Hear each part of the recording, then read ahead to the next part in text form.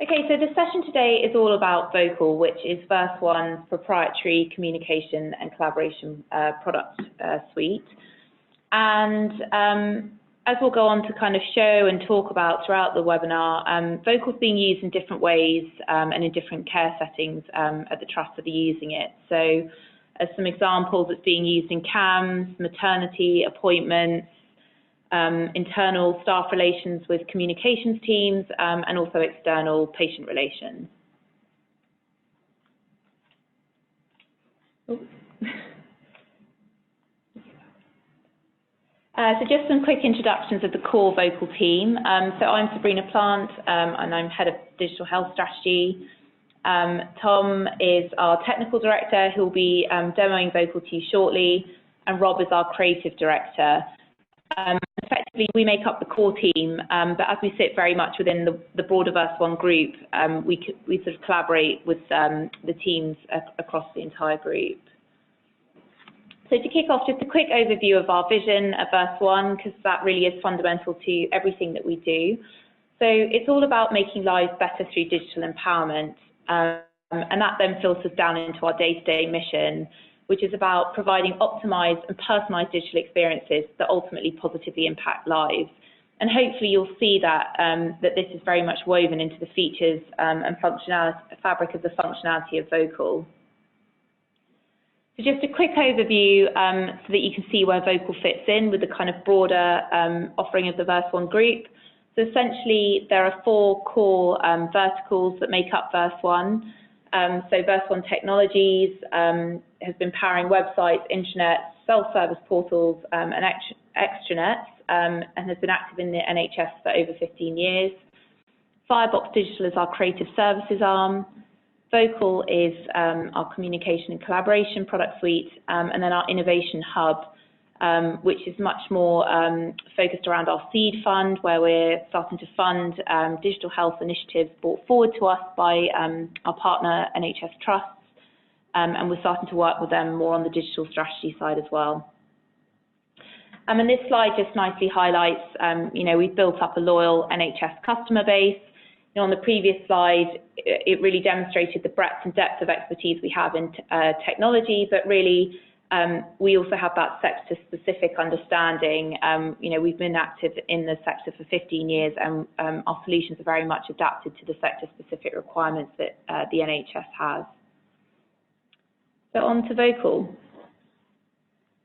So Vocoll is about communication and collaboration, and essentially there are 4 key elements that make up Vocoll. So sitting at the heart is our live support, which is a secure 2-way communication channel between sort of a frontline service, frontline care team, and an external service user. And then wrapped around that are 3 kind of complementary pieces of functionality.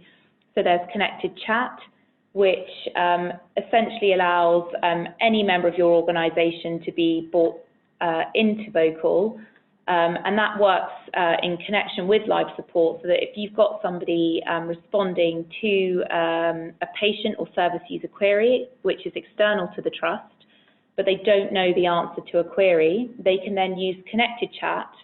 So similarly, perhaps if you think of something like WhatsApp, they can use that to speak with an internal member of the organisation, find out the information, and then pass that across through the live support messaging stream. Or alternatively, they can seamlessly transfer that communication channel that they've been having with the external service user to an internal colleague. There's the knowledge base, which works effectively like a digital library. So it allows a team or an organisation to input their sort of clinical or operational expertise into Vocoll, and they can then call upon that to reference almost as they're answering questions from external patients or service users. And integrated with that is the AI-driven chatbot, which effectively intelligently interrogates that knowledge base so that it can respond to a patient or service user's query and go to that knowledge base to find that piece of information and return it to them. And that kind of helps to either gather information ahead of an agent stepping in to pick up that query with the patient or service user, or alternatively, it may even be able to address that initial query that came in the first place. So let's on to show you Vocoll. So show me that now. Cool. So I'm just going to go through Vocoll and show you a quick demo of how a member of the team would use it, how a service user would connect to it, some of the features and functionalities that front-end user has, and then a quick overview of how the configuration and admin panel is set up and what sort of reporting and metrics you have in there as well. So to start with, this is the live support dashboard. So on the right here, you have all your different teams, and you can see there's this little green bar here. This indicates that this agent is online to take calls from that team. So I switch it to red, I'm offline. So in this case, I've set myself on for all of the teams we've got in the demo system. Now this will become important when I switch over here and show you the live chat button.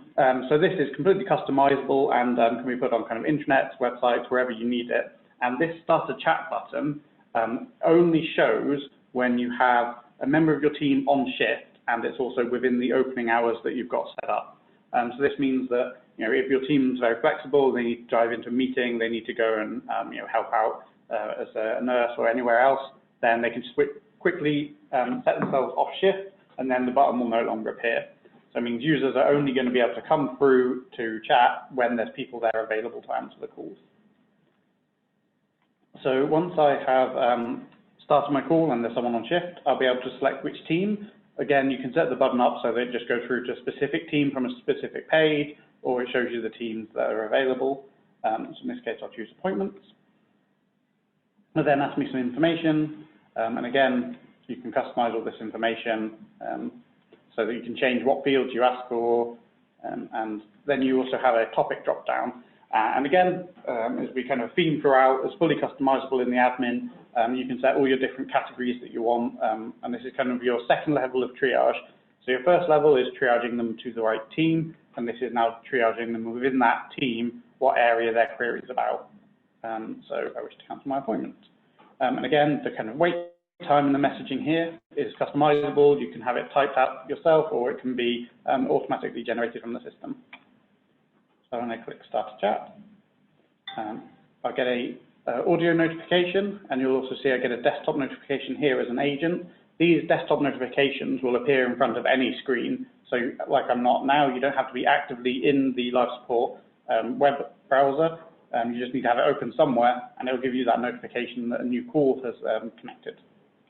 So if I go over here, I'll see the call has now appeared in this list. They'll be sorted by waiting times. You'll have as many as there are people waiting.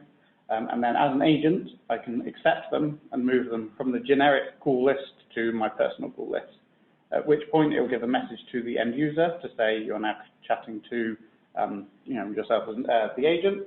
And you can also customize your features around here. You can also add a bio so that it shows more kind of extensive who they're chatting to. Push it back. At this point, you can send messages back and forth.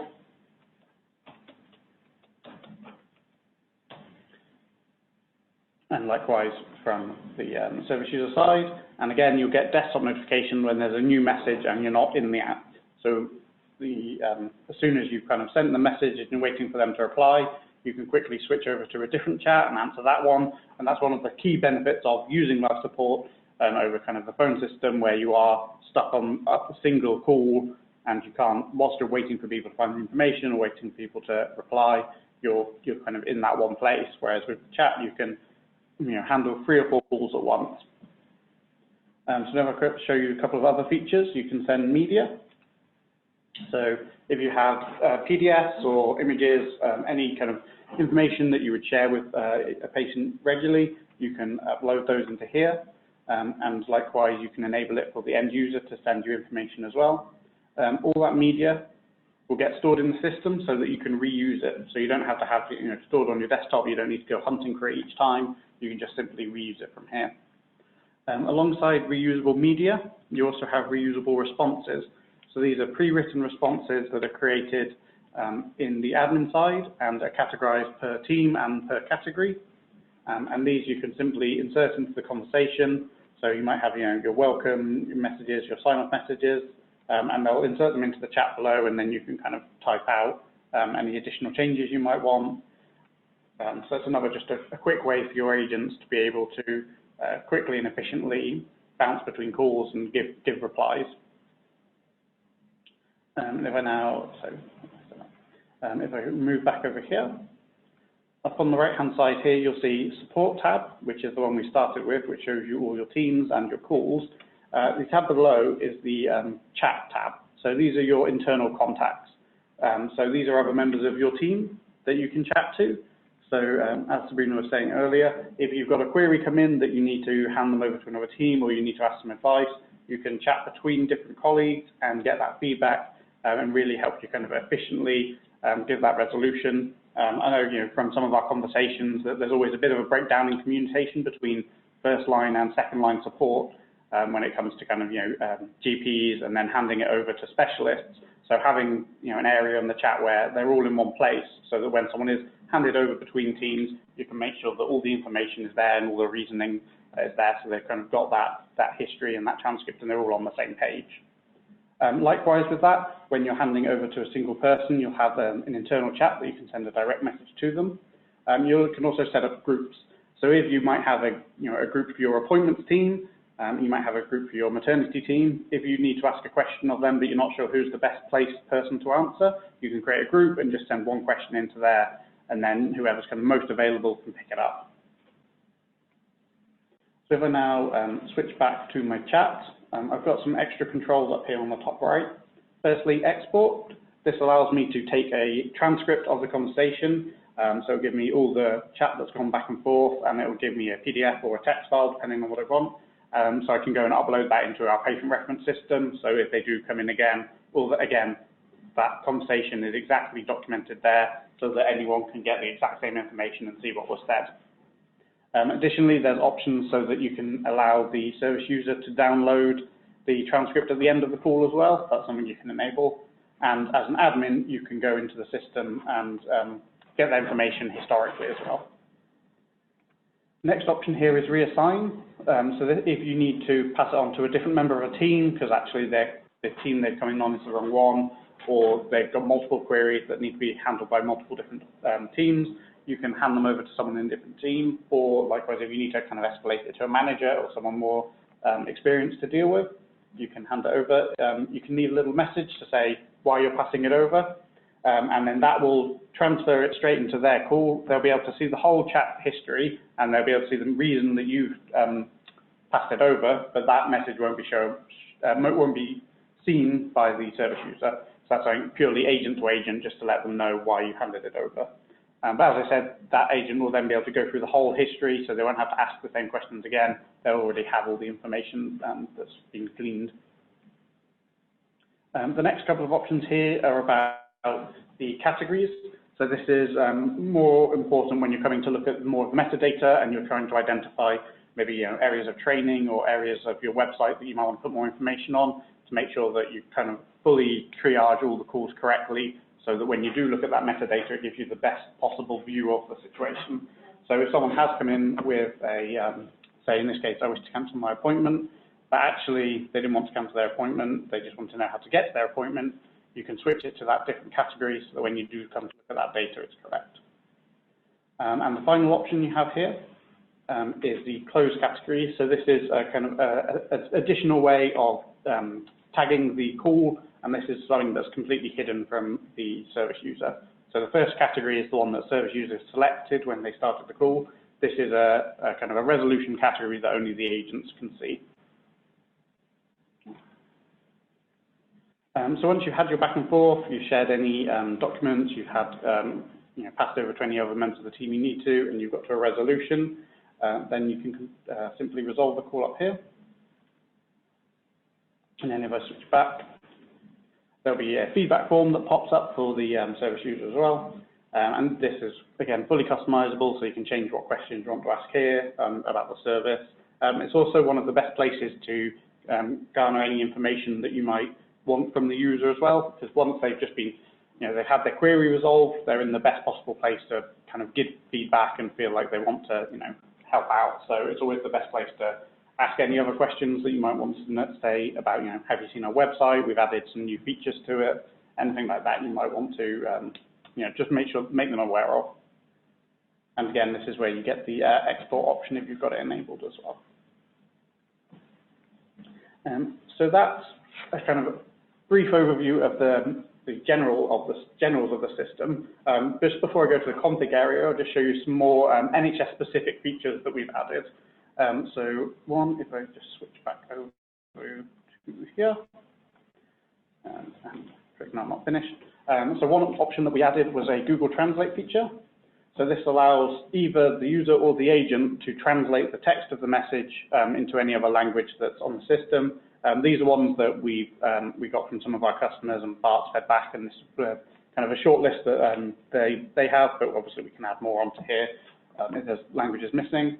But this doesn't change the context of the message, so it's stored as it is typed. It just changes it so that everyone can type in their natural language, and then everyone can translate to their natural language again, so that they're all comfortable making sure that they're able to get the information across.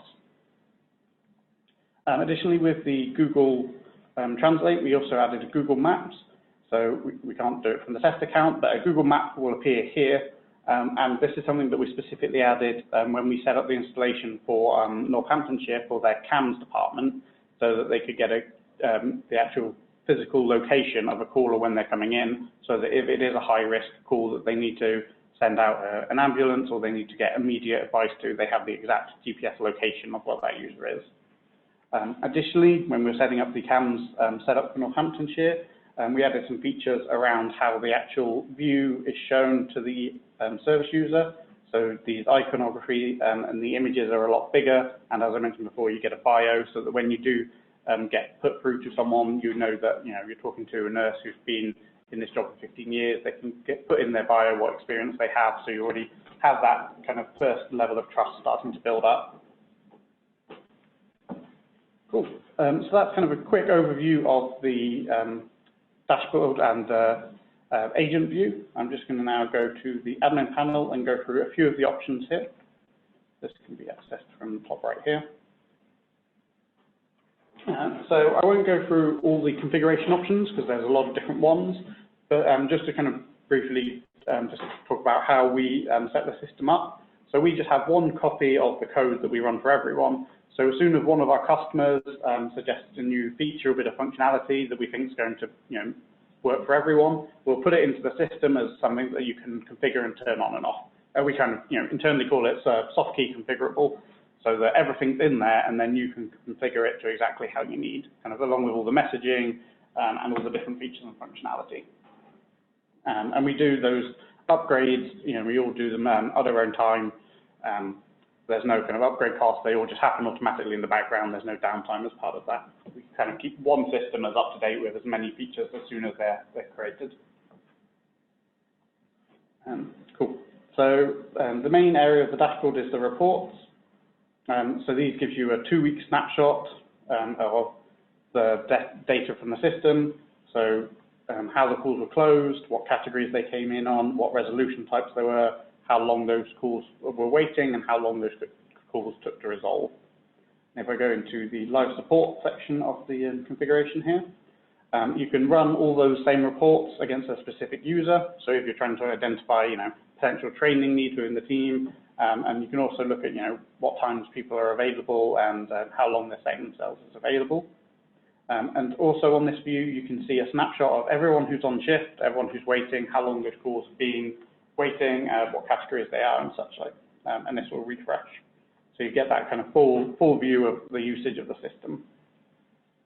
And then down here on the left-hand side, if you have users who have put themselves on shift and then have been dragged away into a meeting or had to hurry off and they've forgotten to set themselves off shift, this is where, as a manager, you can kind of make sure that information is as accurate as possible by forcing them off shift. So as I said, I won't go through all of these features, so I'll just switch over to a couple of the different reports just to show you what's in there. So the core reports, these are the same reports as the dashboard and that you can run against the user, so as categories and times, but running against either the team or against a whole organization. So this is more around looking at the metadata, as I was saying earlier, with the categories, making sure, if most of your calls are coming in, how do I get to my appointment? Where is it? How's the parking situation? Anything that comes up often that you can kind of just put some additional information on the website. That's where it kind of allows you to identify those areas. And it can also show you kind of what times of the day are busiest as well. So you can make sure, you have members of the team available when you need them. So you also have the feedback form and the feedback form export. As I mentioned, you can customize that and then you can export all that data to see what they filled in. The call export, again, as I mentioned, this is where you can get the historical data from the system, and it also gives you your GDPR controls so that you can anonymize those calls as well. And when you're anonymizing those calls, it will actually just delete the call transcript and the email, but it won't delete the metadata that a call happened. So all your reports will stay accurate. You just will, be GDPR aligned. So the next set of options, I won't go through all these, but this is the area where you can configure all those kind of soft key configurable options. So there's two sets of those. There's one for the whole organization across the whole installation, and then there's another set per team. So when I say team, I'll switch down to here. So within the installation, you can set up as many different teams as you want, so that each different department, so maybe if it's appointments or if it's communications or maternity or CAMS, or 0 to 19, each of those can have their own setup within the system. They can have their own opening hours. They can have their own categories. They can have their own reusable responses. So you can customize their area of the system to kind of exactly match how that team needs to use it, but all within the same system. So you can kind of keep all those reports running, and you can get all that information in one place. So these are the different sections for those teams, as I mentioned. So we look at categories. Again, this is some settings around the messaging that you can customize per team. And you also have the categories. So each of these categories, so I'm the support team at the moment. So if I go and switch to appointments, I'll be able to see my categories that we had at the start. So each of these categories, you can set a color to them so that when the agent comes to look at the categories, they can break them down by color, and also the reusable responses are in the same color-coded system as well, so that really allows the agents to quickly know what information they need to deal with this call. And you can also set an opening message. So this is an additional method of getting information from the user before the agent gets to the call. So if you know that all of these you're going, or this specific category, you're going to need to know their appointment number, their patient reference number, their first name, their address. You can make sure get the system to automatically ask that question as soon as they start the call, so that by the time an agent picks it up, they've already pre-filled out all that information, and it's just another kind of time saver for the team to resolve the call as quickly as possible. So that's kind of a quick overview of some of the areas within the admin panel.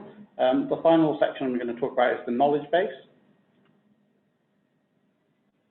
We'll switch over here. So basically, within the knowledge base, it allows you to create a repository of information. So here we go. So you can set up basically larger questions and answers, and then you can tag those. So by tagging, we mean you scan the content for keywords, and then this system will automatically pull them down into here. You can add new ones, edit new ones, and then when a user comes through to the system, and if you either have the bot on whilst you're waiting for an agent to pick it up, or you have the bot on kind of out of hours, overnight, when you haven't got a team member available, it will suggest that the user start typing their questions there to see if the knowledge base can actually help resolve their calls. And these tags is what the bot will kind of intelligently go through to try and work out what the best answer is for the question the user is typing. So then it will match up the knowledge base answers based on what they've typed, and it will give them that response, so that hopefully, the more you build it out, the more information you have in there, the more of those people that have the simpler questions, the kind of the 80% that come in that often, you can have the system automatically resolve those, and that leaves your agents freed up to really focus on kind of the highest priority issues, or the ones that really need that human touch. And again, with the knowledge base, we've got the chatbot, which is our AI engine underneath it. And so as I mentioned, it uses the tags to give those responses. It also has a level of intelligence in that, where if a tag gets a call resolved, it will get a more positive weighting. If the answer isn't what the person was looking for and they start looking for another question, it will lower that weighting so that it can actually intelligently learn over time what are the best results to give to for those types of questions. And that's just kind of a quick overview of the live support, the connected chat, the knowledge base, and the chatbot that we talked about at the beginning. So we just switch back to the slides. Great, so thanks, Tom. So I won't summarise, this slide just summarises really all the features and functionality that Tom's just shown you. But essentially, kind of the key message really is it's about streamlining and optimising care, and really kind of where we're at as a team currently is we're looking sort of at the future development of Vocoll, and it's very much a collaborative and customer-led approach. So at the moment we've got a number of trusts who are trialling Vocoll completely for free, and we're providing the free training around it and helping with site visits or customer references with current trusts that are using it, and also a lot of the documentation around setting it up, so if there's information governance, anything like that we can help with. And really the kind of next stage is to really develop that knowledge base and AI-driven chatbot functionality. So we're working with one of the exemplar trusts in London with their maternity team at the moment to get their maternity triage pathways put into Vocoll digitally, so that it can start to support kind of call triaging ahead of an agent picking up. And so we're very much collaborating with them. We're also doing the same with CAMS and a few other areas as well.